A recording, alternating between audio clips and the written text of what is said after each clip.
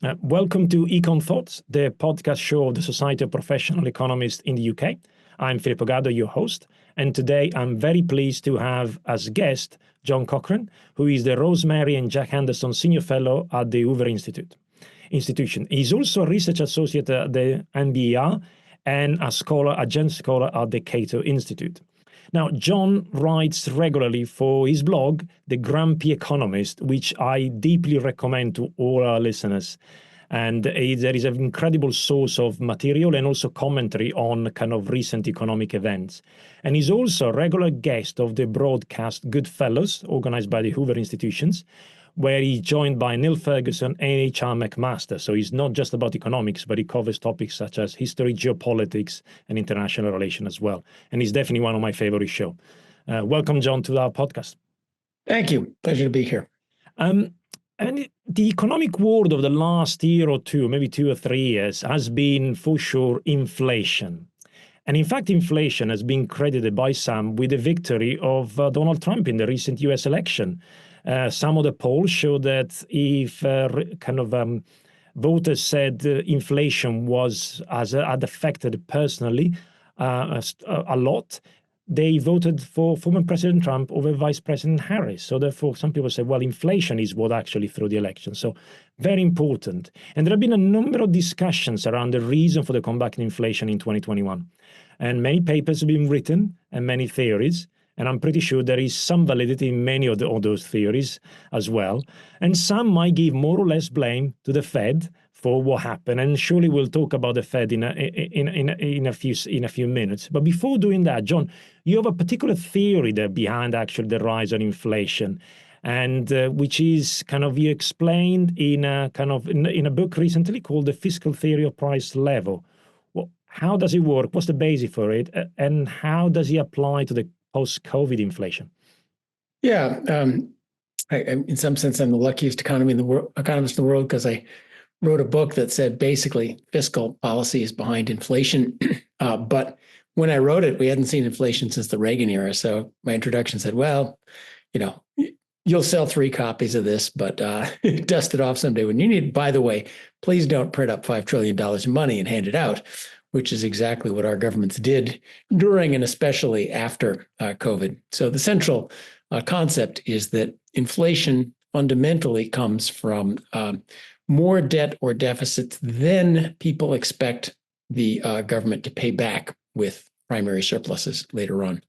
Or an asset pricing approach, the real value of government debt has to equal the present value of primary surpluses, and the price level adjusts. Just so if you think the governments aren't going to pay back the debt, you try to get rid of it. The only way we can all get rid of it is to buy stuff. We drive up the price of goods and services, and that's fundamentally where inflation comes from. And that's precisely what our government did. Normally, they issue debt, but there's a promise that we'll pay it back.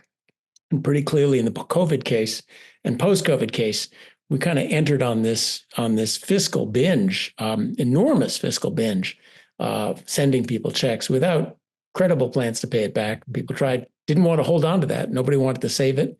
They spent it down until we inflated the debt. And that neatly explains why inflation came without our central banks didn't do anything special. And then it explains why inflation went away without a big interest rate hike or recession. So after inflation came, kind of standard doctrines, and most people said you got to get interest rates above inflation, a huge recession, push inflation back down again, just like we did in 1980. A lot of economists said, don't bother, just raise the inflation target. It's going to be too expensive. But inflation came down long before central banks got interest rates above inflation. And that's exactly what fiscal theory says will happen too. So it accounts very nicely for the rise of inflation, coincident with these huge fiscal stimulus, the easing of inflation all on its own, the lack of an inflationary spiral, and also why inflation's a little bit sticky right now. When central banks raise interest rates, that helps a lot. And they should have done so sooner if they didn't want the inflation. But it brings down current inflation by making it a little more persistent. And that seems to be a little bit where we are right now. So that's the essence of the fiscal theory of the price level and how it accounts for what just happened. Thank you, governments, for helping my book sales. Definitely hoping, and it did very well. But and unfortunately, it might continue to do so, considering the level of spending it might see in the future. Yeah. So the future does not look good. Yeah, We're I mean, back just to normal levels of fiscal dysfunction, but yeah, the spending, the planned spending built in leads us, I think, in a very fragile place. yeah. In terms of the timing, just a little bit. So you said of the inflation increase and it reached a peak kind of at the end of 2022 and into 2023, and obviously interest rate had not reached that peak at the time. Obviously, you said that they came down on their own. Is it because of the lack of additional fiscal stimulus, or is it because there was more credibility in the? Why did it actually fall? What did the Yeah. government do different to actually the fiscal policy do differently to make it fall before even interest rates were at that high? No, timing is hard. And, even Milton Friedman himself always gave into long and variable lags to explain Lags, why yeah. things didn't work out the way they're working out. And you could hide a lot of stuff under long and variable lags. But the timing, the story that makes some sense to me is that inflation started not with the first round of COVID stimulus, which is during the pandemic, but it started in January 2021 when in the US and I think in other countries, it became clear that the pandemic was over, but our governments went on enormous spending binges anyway. Inflation then eased in the US in 2022 with the midterm elections, when Bernie Sanders' desire to spend another $6 trillion was clearly not going to happen, and we went back to regular levels of dysfunction. Now, the fiscal theory doesn't require the government to do anything. If I give you, boom, here's a bunch of money, go spend it. You go out and spend that money. Collectively, we do that until we drive the price level up. So the real value of debt we have is back to where it was. We've inflated away that spending. Once you've done that, once the price level has risen enough to inflate away the outstanding debt, then there's no force making it go further unless the government dumps more money on you.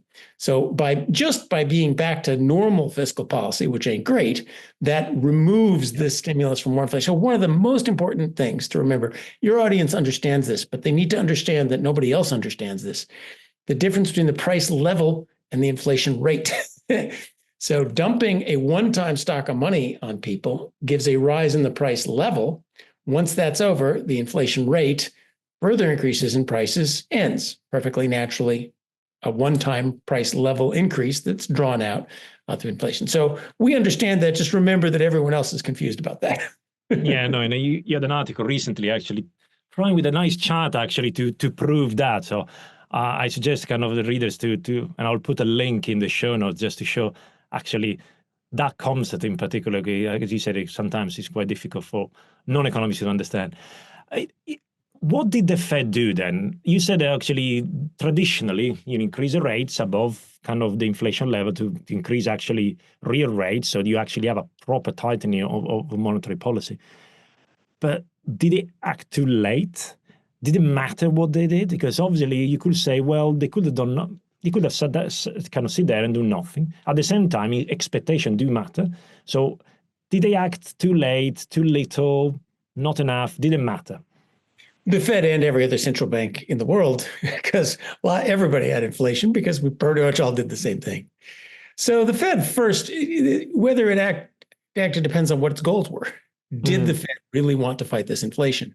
One view of this is that COVID was like a war, and you fight it with war finance. And what do you do in every war? You spend like crazy. You borrow the money. The central bank monetizes it and holds interest rates down, financial repression, and eventually puts in price controls. We did 3 out of the 4. So in that story, central banks wanted the inflation, just as, they wanted to inflate away the debt, because why should you raise taxes to pay for this? They didn't say that's what they wanted, but we often do things other than what we say. No, I don't think that's true. I think, they didn't want inflation. So it starts in the pandemic. Our Fed monetized $3 trillion of debt. So they were in there along with the Treasury on this massive fiscal expansion. And I think they did that because they misunderstood the decline in output as being a fall in demand, which is, to central banks, everything is always demand. They're like, a 2-year-old with a hammer looking at nails. Everything's lack of demand. But of course, it wasn't lack of demand. We didn't stop going to restaurants because we didn't have enough money. We stopped going to restaurants because the restaurants were closed. There's a raging pandemic around. So they were in there with the big stimulus originally. And then they were very late to raise interest rates. And now there's a whole bunch of reasons for that. Sort of conceptual mistakes. First, their models don't have supply shocks in them, and their models don't have fiscal shocks in them. Mm. So they kept saying, oh, this is something transitory that will go away. The price level will come back all on its own without us doing anything. That was wrong. All of their forecasts, all of central banks' forecasts, despite $5 trillion of money going out, no central bank forecast ever saw the inflation coming. So something's deeply wrong in how they process this, which we've done this over and over again in history. Every war, you dump a lot of money in the economy, you get inflation. This shouldn't be a surprise. It was a surprise. So they thought it would go away on its own. And I think they still wanted to stimulate the economy. They had made forward guidance promises that they were going to keep interest rates low forever, for a long time. And I think they felt like they would be idiots. I mean, they would look like it. It's having done flexible average inflation targeting, and the ECB, who managed to come out with a new policy framework just as inflation was going. These were commitments to keep interest rates low when inflation gets higher. Why? They were beautiful Maginot lines against deflation. Unfortunately, the Germans came through Belgium again. And, there was this great defense against deflation was totally useless, but they had made promises to keep interest rates low. And so I think they felt obliged to keep those promises. So if your goal is to keep inflation as smooth as possible, even fiscal theory has a role for central banks. It says quite clearly, when inflation comes out, raise the interest rate. The Taylor rule is always the answer. It's just the questions keep changing. Raise interest rates promptly. You can't eliminate a fiscal inflation. If we dump money on you, there's got to be inflation. But central banks could have smoothed it out a lot better than they did by raising interest rates more promptly. But maybe that's not what they wanted to do. Yeah. Okay. Leaving aside the actual intention, I mean, it's interesting that you talk about Fay. If they had a different framework, would they have reacted differently? And did they actually, when they raised interest rate, were they still following Fate, or they were actually a little bit of a panic and said, well, now I need to raise interest rate? And then a follow-up question will be, will they change when they do the next review framework?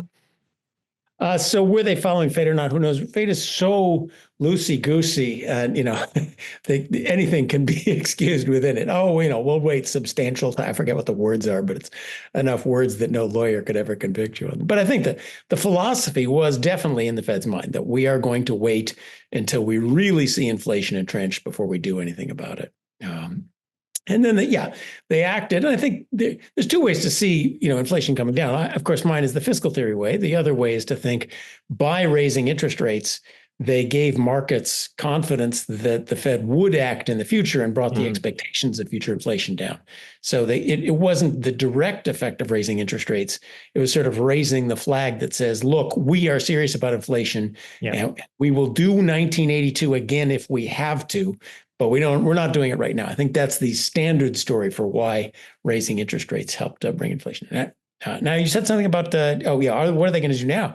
They're revising all these their future structures, and it'll be very interesting to see what they come out. There needs to be a postmortem. So to what, your target was 2, we hit 8. What happened? Europe hit 10. You would think, if this were an army and you just lost a major battle, there would be what went wrong. They tend not to do that much because they're very attuned to their political standing, and saying we ever made a mistake is a tough thing these days. But I hope at least internally there will be some, which is kind of obvious. You need to pay attention to supply shocks and or fiscal policy in thinking about inflation, how you want to respond to it. Can they say that out loud? I don't know. I think they will also, of course, they need to think about, they were just thinking it's going to be deflation, low interest rates, inadequate demand forever. And so they just built this whole structure about that, not thinking, if inflation comes, what are we going to do? So they will clearly be thinking, how are we going to plan to respond to inflation more quickly in the future? I hope that's what we're going to do. And I suspect some of the hawks may become doves. Some of the doves may become hawks, because you started with the election. I think our central banks relearned a lesson that anyone who looks at history would know. People hate inflation. Yeah. In Econ 101, inflation doesn't matter because prices and wages go up at the same time. In reality, there's so much volatility with inflation. First, the prices go up sooner than the wages. So earners are really hurt. Savers are really hurt. Everybody who owns government bonds just took a 15 to 20% haircut on the value of their wealth. They're unhappy. Borrowers, of course, are happy. They don't, but there's a big trend. People hate inflation. Remember this, central banks. They've been really focused on inclusive employment, and it was very dovey. Use the Phillips curve. Who cares about inflation? We'll push unemployment down that last 0.1%. I think any central banker looking out the window would see, that the people of lower means that we care about so much, they really hate inflation, and maybe we should be a lot more hawkish about inflation, even if we have now inequality and that sort of thing as our goals. So that's some guesses about where they'll go. Yeah, that's interesting, because when we looked at the last 18 months, obviously, even in conversation we had with events, a conference with colleagues and clients, there was the perception that, yes, the Fed now is paying more attention to inflation, and they're a little bit more attuned to inflation than employment. So, on the dual mandate, you're looking at inflation. But then the summer came in, and the good inflation started coming down, and then even Powell in one of these press conferences said, well, now the two mandates are more or less balanced. So the reading is, well, they're going back to care about maybe employment a little bit more. Obviously, inflation is not dead yet. It's still there. So do you think that, going back to your point about people hating inflation, that actually the current Fed are still thinking that inflation is a bit more important than employment, or are they going back to trying to push the economy out again? Maybe I'm thinking too much about what the Cochrane Fed would do rather than what the Powell Fed will do. It was remarkable that unemployment going from 4.1 to 4.2%. Oh, we got to lower rates. That seemed strange, because my view of inflation is like cockroaches. If your apartment has cockroaches, you work hard to get rid of them. You don't, when there's only 3 cockroaches, you don't say, oh, good, that problem's solved. We're on the glide path to the soft landing. Let's start eating pizza and leaving the crumbs out again, because it can sneak back. You really got to nail it. And you got to really nail the expectations. You got to have people really understand we mean it, 2%. We don't want to go through the 70s of, we do most of it and then the cockroaches come back again, and then we do most of it again and then the cockroaches come back again. So I would have thought they would be much more attuned to really beating the heck out of inflation. And you're right, the talk was very much, which is weird.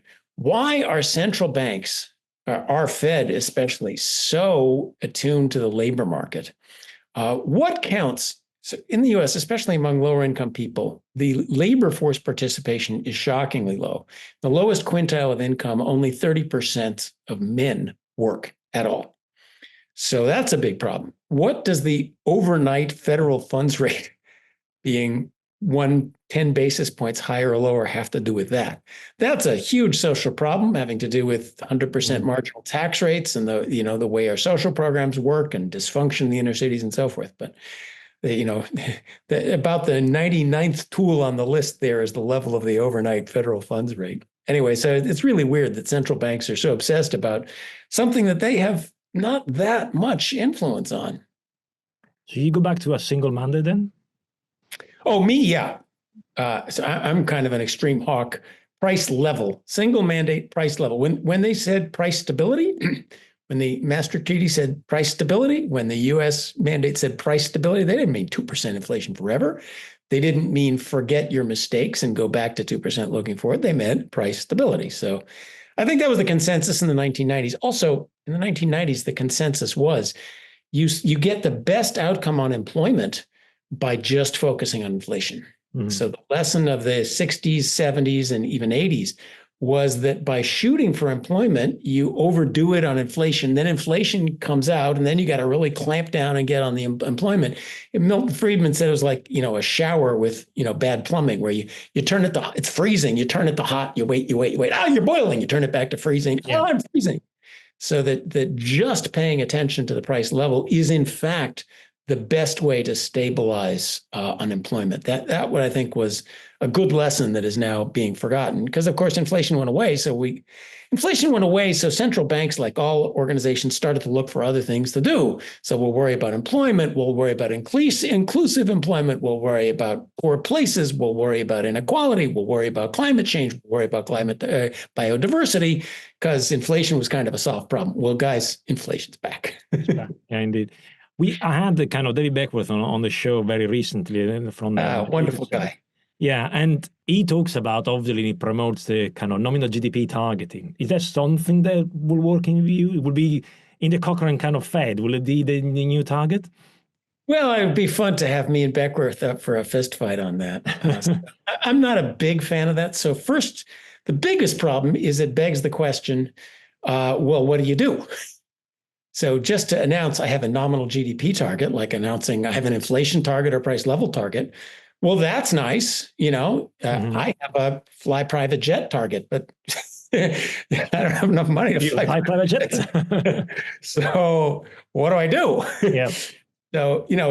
So it must end up meaning, we'll see what David says when you ask him this question. Well, you can tell me what he said. It amounts to a different version of the Taylor rule for jiggering interest rates. Yeah.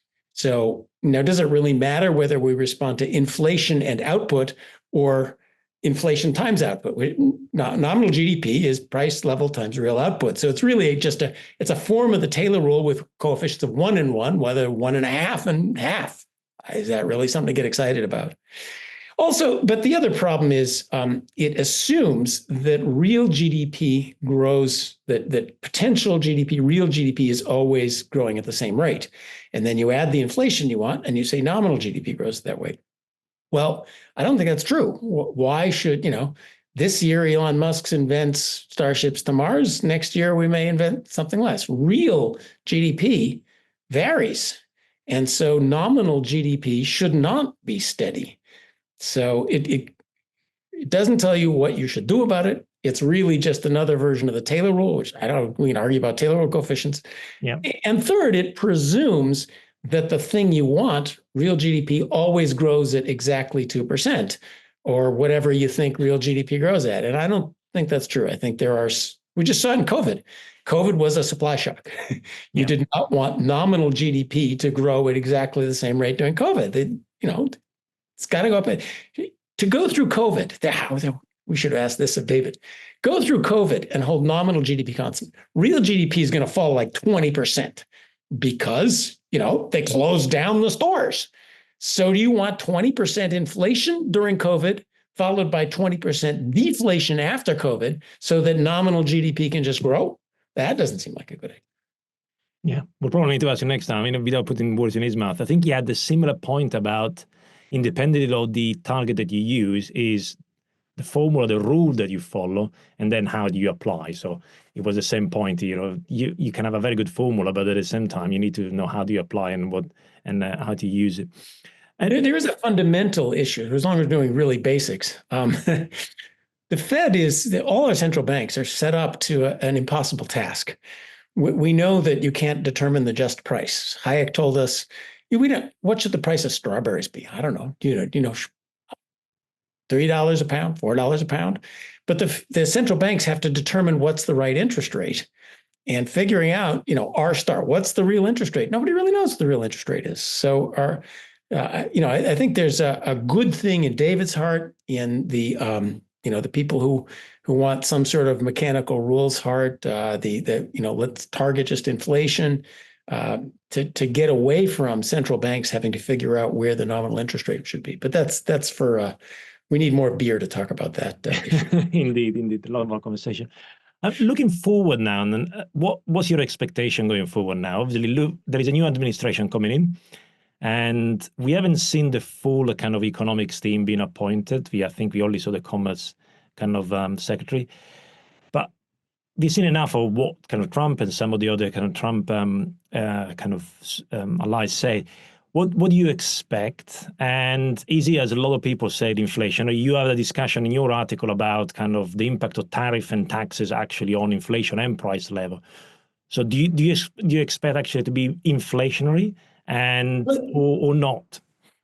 Let's remember the most important thing is not inflation. The most important thing is real growth. Real growth is what matters to everything. And I don't care if I have to pay for it in yen. If I get double my income and I pay for it in yen, great. Yen is 2 more zeros than dollar and everything. So let's start. That is the underlying most. Now they interact because when there's more real growth, the government makes more tax revenue, and so it's easier to pay off its debt. No country that's growing 4% a year rather than 2% a year ever had inflation because it's kind of easy to pay off your debt if the money's rolling in. You don't have to have bad tax increase and so forth. So as we look at Trump, there will be chaos, and you can see it playing out now. There will be tariffs, and we can guess how much damage they're going to do. They can be implemented in a way that doesn't do much damage, and see how that goes. There'll be we'll see what they do about the immigrants. That's a negative. Yeah. The Department of Deregulation under Elon Musk, that has the potential to just unleash amazing growth. And Europe is figuring out that they regulated themselves into zero growth. In my own view, I think the regulatory barriers to growth are the most important. So the chance of really reducing the persecution of industry under the Federal Trade Commission and the regulatory thicket that stops the economy from growing, that could be a really positive thing, together with not doing crazy things about taxes. So will that be inflation or not? I think fundamentally fiscal policy determines inflation. So at some point, we got to get a hold of the long run fiscal problems in the U.S., which is really a question of reform rather than cut. So will that happen? Probably not soon, but it probably can sit and wait for a while. My big worry is I think we make a mistake of just thinking Trump is installed, his team goes in, they execute their policy. Yeah. What will that do? So first, there's a chance still for remarkable political turmoil in the U.S. We got through this election much easier than I thought we would. I thought there would be protests in the streets and lawyers in the courtroom, the rest of it. Thank God for that. We'll see how well the resistance, which still permeates all the administrative agencies, can stop Trump's appointees, especially the kind of crazy ones, from doing what they're going to do inside there. And then, economics is always about shocks. So, what happens next? And something bad will happen, and how does the Trump team react? So as I think about inflation, it's not really the unfolding of announced policies against a background of steady growth, European reform, let's hope, some mildly bad policies like some tariffs we got to get around, but some pretty good policies, and we just kind of work around the edges in a steadily growing economy. That's certainly not going to happen. What's going to happen is something bad will happen.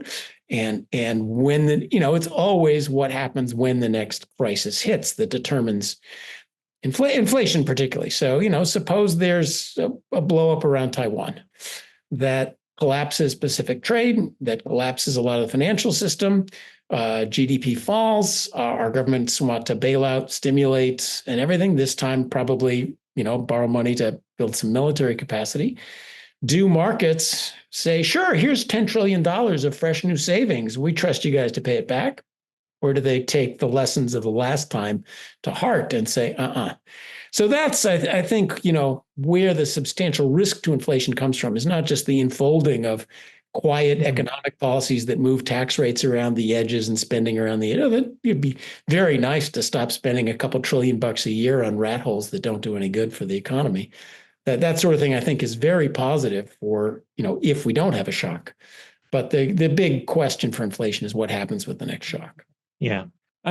There's a difference between tax cuts and spending for the fiscal theory in terms of, even if the amount is the same in terms of the way you increase the deficit, is there a difference because it's kind of a tax cut as opposed to kind of in spending? It was the same as kind of the later Alesina used to look at the analysis about kind of fiscal consolidation. And he said, well, if you do it via tax rises, it's more damaging to the economy than if you do it via spending cuts. Is that similar in the fiscal theory that one is more different than the other? Fiscal theory is very simple. It just says, it's got to get paid back by the difference of tax revenue minus spending. But there's a lot of different ways to increase tax revenue minus spending. Don't jump to raise tax rates. So as economists, we should always insist don't just say taxes, say tax rates versus tax revenue. Those are very different. Yep. And so when you raise tax rates, as we all know, raising marginal tax rates worsens the economy. It may not be one for one, like Art Laffer said, but it's something. It's like climbing up a sand dune. You might, you take a step forward and you slide back half a step. Now you might make a half a step worth of revenue, especially in the short run. You keep sliding down the longer the tax rate's in there. So that's why raising tax rates is much more damaging for revenue than cutting spending, presuming the spending was down rat holes. Now, if, super vital government spending that keeps the economy, this productive capacity of the economy going, if I could think of anything like that, that would in theory. But I think what Alassine is finding, especially in advanced welfare states, cutting spending is mostly money, not down. It's money given to people who may or may not need the money, but it's not something that incentivizes higher economic growth. So that's why in our economies, cutting tax rates is better than cutting spending is better than raising tax rates. But tax reform, which lowers tax rates, closes loopholes, and gives you more revenue. For example, scrap the income tax, go to just a value-added tax. We would get lower rates and more revenue. So that would be a tax reform that would, I think, help. But that's not the sort of thing that governments did. Governments went for austerity and raised already high marginal tax rates to the stratosphere. And guess what? Their economy's tanked. Yeah. So growth is the answer. Let me just forget about taxes and spending, just grow. Yeah, no, absolutely. And I think this is the other point about potentially the incentives and tax cuts. A lot of people are talking about the extension of the 2017 tax cuts, but also any additional kind of cut in the corporation tax. Is it going to be stimulative in terms of increasing the growth, the rate of growth, and therefore it's not going to pay back the entire deficit, but it's going to do kind of better, in which case probably going to be less of a kind of inflationary impact. Is that kind of right thinking? Yeah. And so for inflation, at least with my fiscal theory hat on, what matters is not this year's deficit. It doesn't matter at all. What matters is deficits and surpluses over the 10, 20, 30 years that it takes to repay debt. Now all those Laffer effects really kick in. Yeah. So if I lower the corporate tax rate in a year, they just, that's great. But then, it takes 5 years to make the investments. It takes another 10 years to get the permits. And then, 15 years from now, you see the greater output that pays the taxes that then pay down the debt. So the long run Laffer curve is much more powerful than the short run Laffer curve. The same for, employment. Most high earners in the US face about a 70% marginal tax rate, same in Europe. Well, if you cut that marginal tax rate, it's not that we go out and work 80 hours a week right away, but people are more likely to invest in education, to start companies rather than take comfortable jobs, to do those kinds of human capital investments that pay off in the 10 to 20 year time frame that helps growth and then helps pay down the debt. Yeah. Now, you talked about tax reform, and one of the suggestions out there, and might be a bit outlandish, is cut the income tax and replace it just with tariffs. So going back to 19th century, obviously kind of you don't think about. So what would be kind of your advice if somebody came with that solution to you? Yeah, it's not going to work. First of all, there's this myth that the U.S. economy grew in the 19th century and industrialized because of tariffs. No, it grew and industrialized despite the tariffs. Yeah. We had tariffs because the federal government didn't have any other way of raising the small amount of money it did. The federal government was tiny back then. I don't have the numbers of, it's like 2-3% of GDP, not 20-30% of GDP. So there's just not enough money if you cut the federal government back to 2% of GDP, I'll take the tariffs. But that's not happening. Yeah. The impulse is a good one, though. Income tax is weird. Why do we have an income tax? It's not an economically meaningful concept. Go back to your Econ 101 courses. If the question is raise revenue for the government with minimum economic distortion, the answer is a flat consumption tax implemented by a VAT or a consumption tax.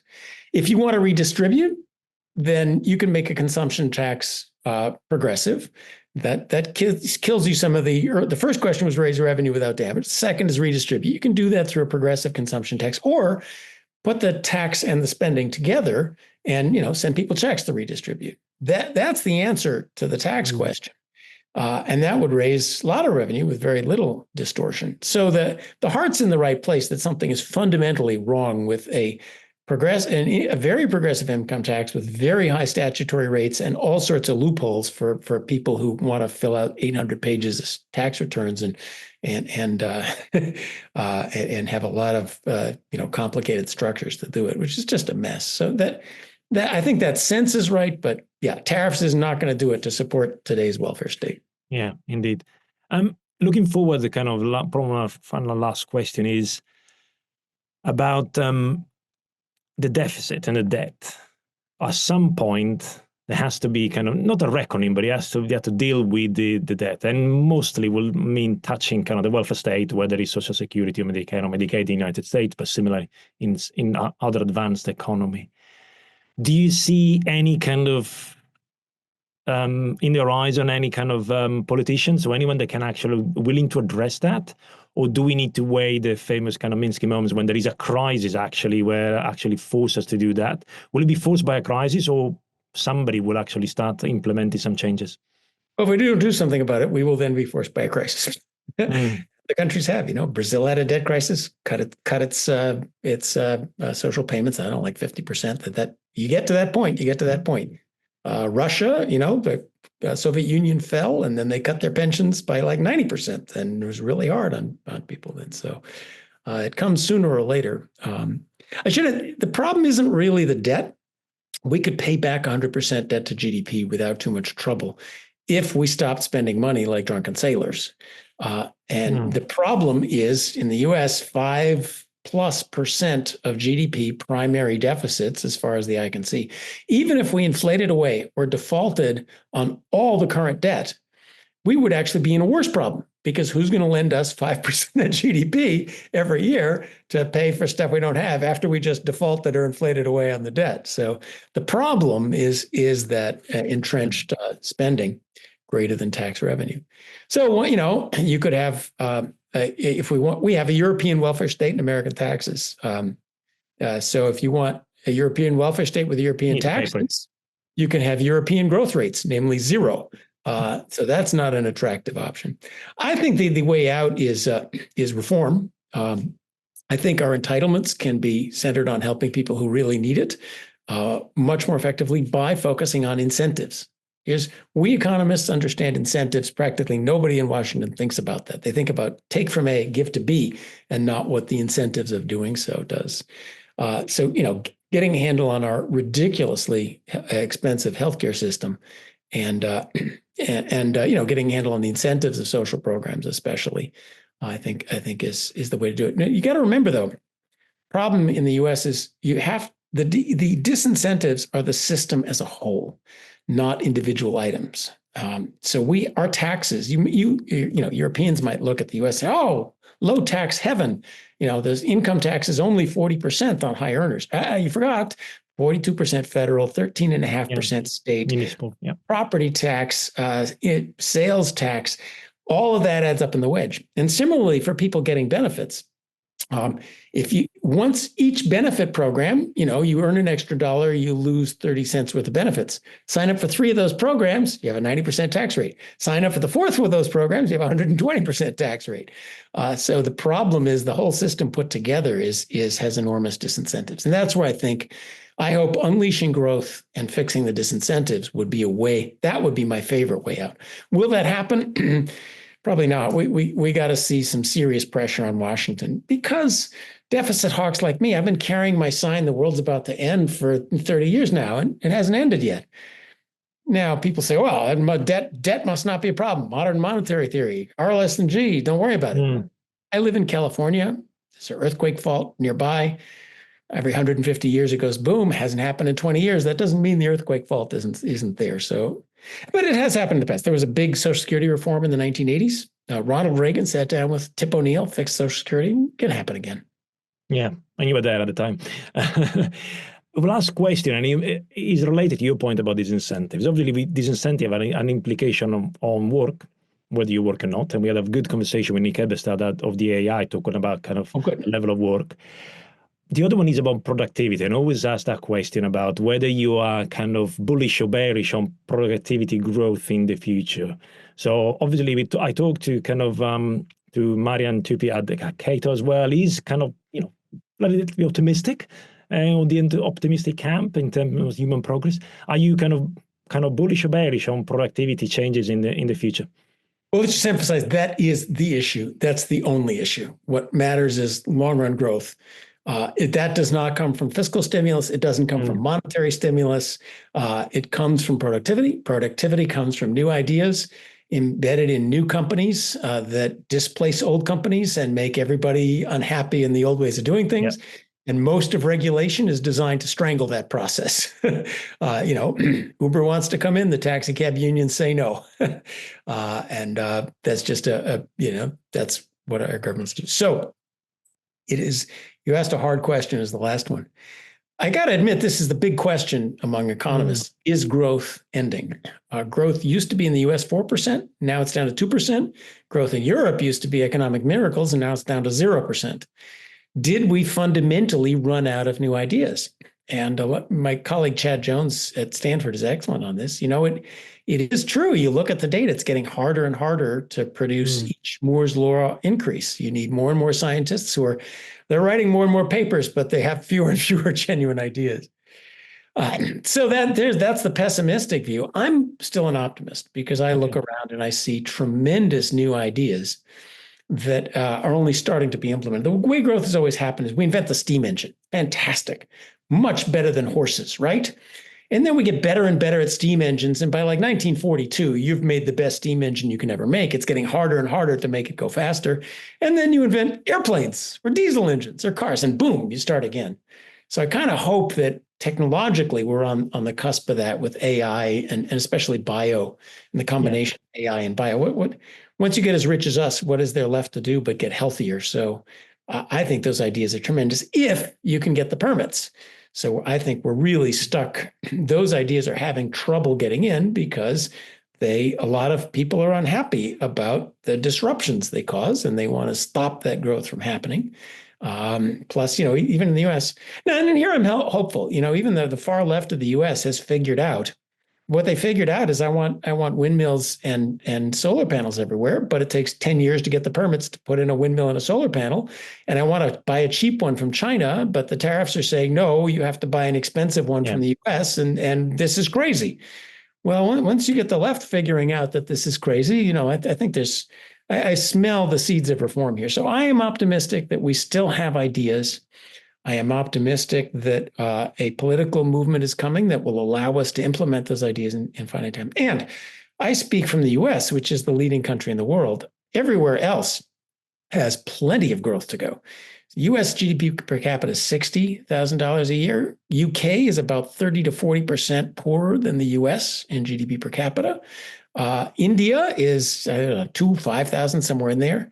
So you don't have to invent new technology or have new ideas to do that. You have to only be as dysfunctional as the US, and you guys can have 30% of, now that's a level effect, but I think 30% for everybody would feel, boy, that's good enough growth for a couple of decades to keep everyone happy. So catch-up growth in the rest of the world, which is mostly just get out of the way and do what we know how to do, even in the dysfunctional US. Human progress would be so much better if everybody in the world did things as well as we do them in the US, and we don't need new ideas for that. So even if there's no growth to come, plenty of human progress is left just by catching up. Fantastic. It's good to end on a positive note. John, thank you so much for being on the podcast. Thank you. It's been a great pleasure.